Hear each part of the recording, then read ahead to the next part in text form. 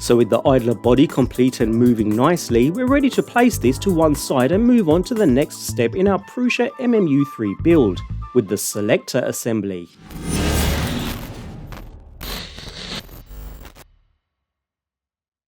As the name suggests, the Selector is the part with the most movement, going back and forward along the entire length of the MMU3 unit and selecting which filament to pull through and feed into the extruder at any given point.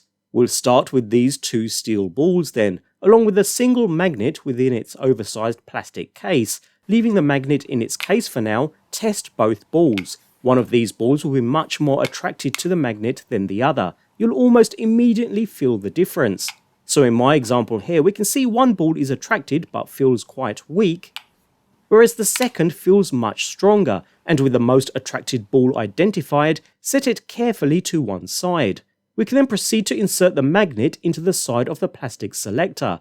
Orientation doesn't matter here, what matters is that it's pushed right down into the respective recess. Before inserting the previously identified steel ball into the marked hole on the top of the selector, and then turn the assembly over to ensure the ball is held by the magnet and doesn't fall out. Note that there is an opening on the side of the selector through which you can use to observe the ball's position too. Next, we'll install the trapeze nut, which you'll find within your motors box attached to the selector motor. Start by reaching for an M3x30 screw and install a single M3 nut onto the very end. We'll just use this to get the nuts into place on the selector assembly, so proceed to push the nut down into the recess on the inside of the assembly, just beside the magnet, and then remove the screw once the nut is firmly in place. Next, insert a single M3 square nut into the side. We'll use these to attach the trapeze nut to the selector, so lower it into the recess where it should fit quite nicely, and secure into place with two M3x10 screws. Tighten them just slightly for now, we'll tighten them up fully later on. Another slightly tough part for now though with these bronze bushings. These need to be inserted into the marked openings in the selector, going in from the opposite side to the coupler, so that you can use a hard surface to carefully force these all the way so that they sit flush with the surface on the other side.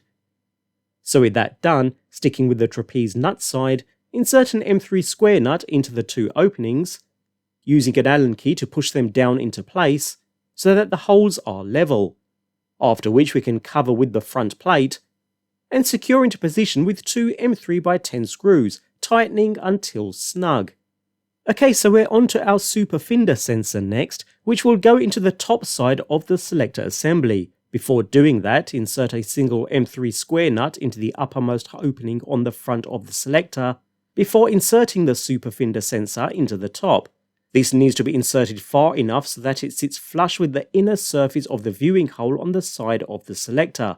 Before clamping into place with a single M3x10 screw, take care to tighten the screw just enough so that the sensor cannot easily move. Over-tightening could snap the plastic part.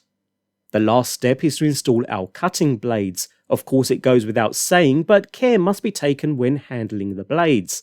Start by inserting a single M3 square nut into the top side of the selector, next to the sensor we just installed, pushing it all the way down so it lines up with the corresponding hole in the back. Next, we can insert the two blades into the recess, carefully cover with the blade holder, ensuring the blades do not move in the process, before inserting and securing with a single M3x10 screw, just until snug. And that's it, selector assembly is complete. Place this to one side along with the idler assembly for the moment, while we move across to the pulley body assembly, and then fit all pieces together to complete the MMU3 body construction.